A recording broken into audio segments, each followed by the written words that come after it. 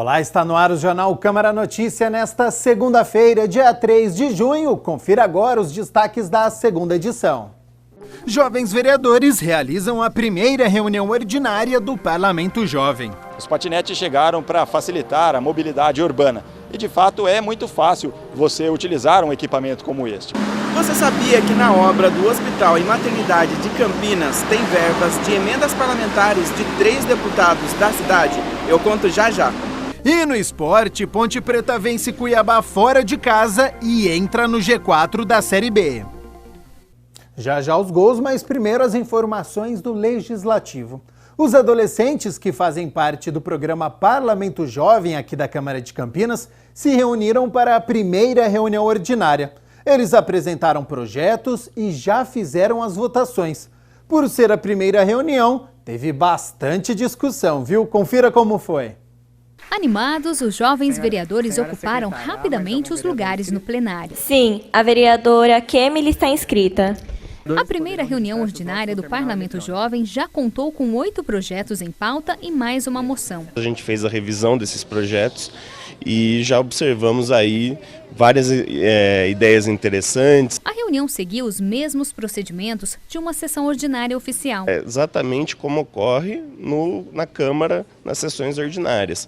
A discussão e a deliberação, e eles vão poder defender, ser eventualmente questionados, responder esses questionamentos e eventualmente votar e aprovar esses projetos. Senhora Presidente, são 30 presentes e 3 ausentes. Com 30 vereadores presentes, a quórum declara aberta a primeira reunião plenária do Parlamento Jovem. Declarada aberta a reunião, os projetos foram apresentados. Todos tiveram bastante repercussão. Evitaria bastante coisas, como no acidente de Suzano, que poderia ter evitado algumas mortes se os alunos soubessem como sair dali e não ficassem naquela correria. Mas esse treinamento seria feito em que momento do período da escola? Aqui no artigo eu coloquei que esse treinamento seria feito semestralmente, ou seja, 2 vezes por ano. Dos 8 projetos discutidos, 7 foram aprovados. Já a moção, que pede por mais edições do programa Parlamento Jovem no decorrer do ano, foi por unanimidade. Senhora Presidente, temos 28 votos a favor à moção. Contrários nenhum, abstenções nenhuma. Eu declaro a moção aprovada. Passada a ansiedade, os jovens vereadores fizeram um balanço da reunião. Meu vereador, Nelson Rossi, ele trabalha com pessoas dessa área, drogados, dependentes químicos, alcoólatras. Eu decidi fazer uma coisa nesse caminho e, conversando com meus pais e com o meu suplente, o João Vitor, a gente decidiu fazer uma coisa simples que não desse tanto gasto, porque é uma coisa muito mais fácil de ser aprovada e uma coisa para ajudar mesmo essas pessoas que precisam mesmo de ajuda. Ficou feliz em ter seu projeto aprovado? Muito, foi foi uma ideia meio de fundo, mas aí a gente começou a inscrever, eu e minha suplente, que hoje não está aqui. Aí quando foi aprovado foi um momento muito feliz. Durante a 32ª reunião ordinária, o vereador Paulo Galtério foi à tribuna e fez duras críticas ao governo federal. Entre elas, disse que o governo está prestes a extinguir várias normas da CLT que protegem os trabalhadores. O parlamentar criticou a medida do presidente da República, Jair Bolsonaro, que fará mudanças nas normas regulamentadoras do direito do trabalho no país. O presidente vai mexer em 40 normas regulamentadoras do direito do trabalho. Vereadora Mariana? Vai mexer nas normas regulamentadoras do direito do trabalho. São questões de segurança dos trabalhadores, que a gente está jogando fora aquilo que foi construído ao longo de décadas nesse país aqui. Paulo Galtério não concorda com o discurso de que, excluindo ministérios, o país será beneficiado. O sujeito não pode falar que ele protege o trabalhador quando ele extingue o Ministério do Trabalho. Não podemos acreditar que o camarada diz que é favorável ao meio ambiente quando ele extingue o Instituto do Meio Ambiente. A primeira vez que um presidente da República precisou mandar uma carta para o Senado para que aprovasse um projeto que vem da Câmara. Nunca aconteceu isso no país. Segundo dados da Pesquisa Nacional por Amostra de Domicílios, a taxa de desemprego no Brasil, no trimestre encerrado em abril, atingiu 12,5% dos brasileiros. O vereador não vê perspectiva de melhora. O Meirelles prometia 6 milhões de emprego depois da reforma trabalhista. Cadê os 6 milhões de emprego do Meirelles? Professor Alberto, se o senhor souber onde está esses 6 milhões de emprego, o senhor me fala, porque não tem meia dúzia de emprego, vereador Vinícius Gratti. Se nós não fizermos essa reforma trabalhista, nós não vamos criar mais emprego. E a gente vê que fez a reforma e os empregos não foram criados.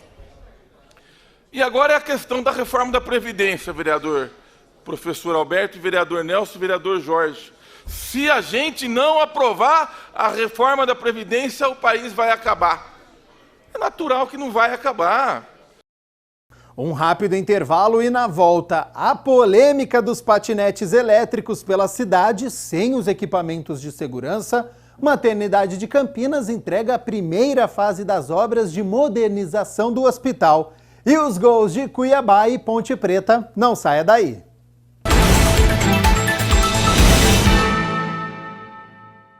Mudar o rumo da educação no país. Como transformar a realidade do jeito certo. Ouvindo as pessoas. Buscando o interesse da maioria. É o que o Ministério da Educação está fazendo para transformar a educação. Ouvindo pais, alunos e professores, criou um novo ensino médio, que já tem a aprovação de 72% dos brasileiros. E que nos dá o direito de escolher nosso futuro. E mudou o Enem também. Por meio de uma consulta pública com mais de 600 mil participações, os estudantes decidiram. Acabou o sufoco.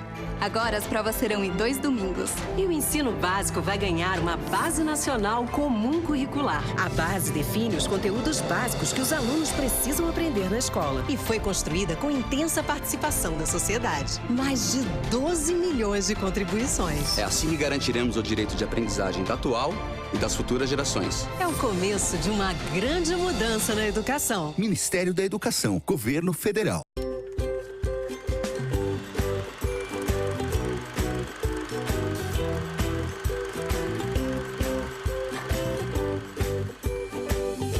TV Câmara e Polícia Militar. Hoje eu vou explicar para vocês um pouco do Disque Denúncia.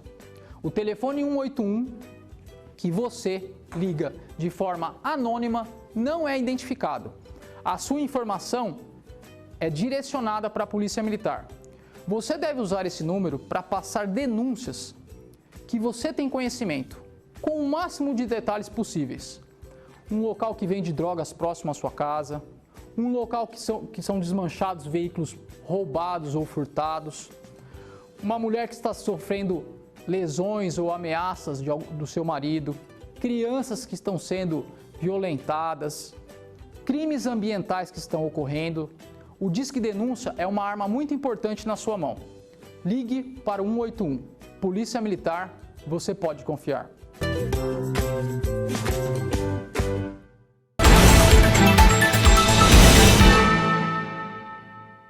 Projeto de lei do vereador presidente Marcos Bernardelli quer obrigar as empresas de aluguéis de patinetes elétricos a fornecerem equipamentos de segurança aos usuários. Os patinetes pedem passagem. Novo queridinho dos brasileiros mais descolados, o equipamento movido a motor elétrico está ganhando as ruas e avenidas da cidade. Mas é fácil de andar, só pegar o jeito, facinho, só tomar cuidado também, né? Porque passar na rua, carro pegar. Pois é pensando na segurança dos usuários que o presidente da Câmara de Campinas, o vereador Marcos Bernardelli, protocolou um projeto de lei que obriga as empresas a fornecer equipamentos de proteção individual a quem aluga o patinete, dados riscos no trânsito. É um veículo que ele é movido a motor elétrico. Dizem que, dependendo da marca ou do modelo, tem uma velocidade que pode chegar até a 20, 25 km por hora. E é relevante, sim, que o consumidor, ao alugar, ao se utilizar do patinete, até numa hora de divertimento ou de recreação, tenha a proteção necessária. Os patinetes chegaram para facilitar a mobilidade urbana E de fato é muito fácil você utilizar um equipamento como este. Basta puxar o aplicativo aqui pelo celular e escanear o código de barra para esse equipamento ser utilizado pelos minutos que você quiser contratar. Acontece que numa estação como essa aqui não tem capacetes ou cotoveleiras, equipamentos de segurança para o usuário. É justamente isso que o projeto de lei quer prever. A premissa diz respeito exatamente ao consumidor, aquele que aluga, aquele que se utiliza deste meio de locomoção.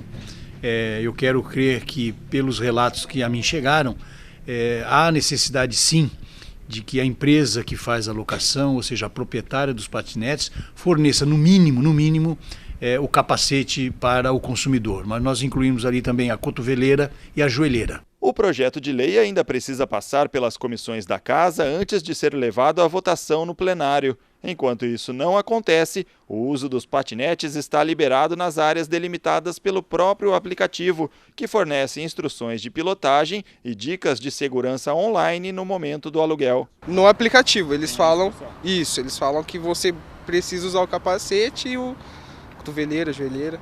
Você, por exemplo, não tem um capacete? Não. Aí é difícil. Mas é seguro mesmo assim? Eu acho que não passa de 30, né? A Brenda também está se acostumando com a novidade. Ele é meio difícil de você lidar com ele, tem as instruções, tudo, mas até você pegar o jeito de andar com ele é um pouco difícil e um pouco perigoso também. E se você cair sem um capacete, sem uma cotoveleira, o que pode acontecer com você? Pode se machucar muito, quebrar um braço, uma perna, corre esse risco. Ainda assim é uma diversão. Vale a pena o risco? Vale a pena. A maternidade de Campinas entregou a primeira fase das obras de modernização do hospital. O plano diretor prevê um total de 6 etapas até 2025. Confira na reportagem de Michel Amorim. Na última semana, o Hospital e Maternidade de Campinas abriu as portas para apresentar o resultado da primeira fase de obras do complexo hospitalar. O quarto andar foi todo reformado e modernizado, assim como a recepção. É um andar destinado a um cliente particular, é um andar premium. A gente investiu estrategicamente neste andar porque a gente acredita que a arrecadação deste investimento no aumento de receita desse serviço oferecido neste andar é o que pode nos apoiar no subsídio dos demais andares. Responsável pelo maior número de nascimentos do interior do Brasil, a maternidade de Campinas, assim como outros hospitais filantrópicos, passa por dificuldades financeiras. E o investimento para a modernização do hospital é alto. Atualmente, os atendimentos a pacientes da rede pública pela maternidade de Campinas ultrapassam 60% do total. Ela este ano completa 106 anos. Ao longo do seu período, ela passou por muitas dificuldades financeiras. Inclusive, a gente ainda continua fechando, deficitariamente. O objetivo é buscar uma autossustentabilidade, com este plano diretor, esse plano estratégico. A obra do Hospital e Maternidade de Campinas vai durar 6 etapas. O custo total gira em torno de 70 milhões e ela deve ser entregue completamente até 2025. Nós fechamos com um déficit de 6 milhões.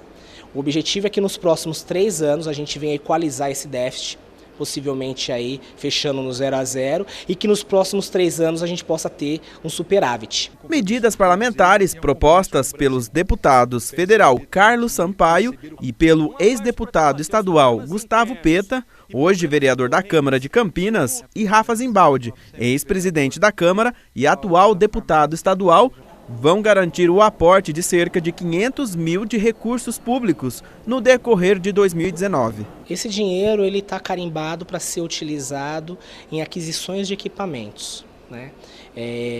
Toda a destinação dessas verbas, como são verbas públicas, a gente destina aquilo que atende à necessidade da filantropia. Quer dizer, também do usuário que necessita de ter aí uma melhor assistência. Então a gente tem um parque tecnológico que precisa sofrer uma renovação devido a uma depreciação. O objetivo é que com essas verbas parlamentares a gente também possa renovar o nosso parque tecnológico. Segundo o superintendente financeiro, o hospital vai oferecer o que há de melhor para os pacientes. A intenção que ao término desses 7 anos, a maternidade ela possa oferecer à população de Campinas um hospital com um padrão de hotelaria não diferente às grandes operadoras ou os grandes hospitais já têm oferecido aí no mercado, ou em São Paulo, ou em todos os estados aí, a gente está falando de grandes hospitais.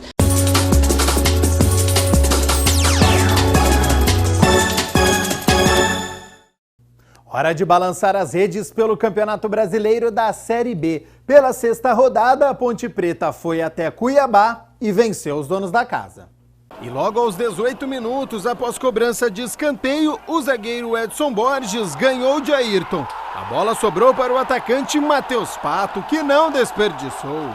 1-0 Cuiabá.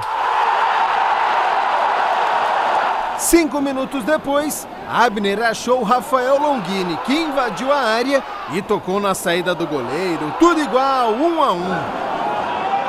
No segundo tempo, logo aos 4 minutos, Roger tocou de calcanhar para Marquinhos, que cruzou o rasteiro, e Camilo, o efeito surpresa, mandou para o fundo das redes. Vira-vira, 2-1 Macaca. E tinha mais. Aos 32 minutos de falta, Alex Maranhão fez esta pintura. Que golaço! Final, Cuiabá 1, Ponte Preta 3. Vitória que coloca a Ponte na 4ª colocação no grupo que conquista o acesso. Claro que ainda tem muitas rodadas pela frente, mas é importante ficar sempre no topo da tabela. Próximo jogo acontece na sexta-feira, 9h30 no estádio Moisés Lucarelli, diante do Botafogo de Ribeirão Preto, que é o líder da Série B. Grande jogo! Durante a semana a gente fala mais sobre esta partida e também sobre o confronto do Guarani diante do Atlético Goianiense na quinta-feira. O Jornal Câmara Notícia fica por aqui. A gente se vê amanhã ao 12h30, ao vivo na primeira edição. Até lá, tchau, tchau!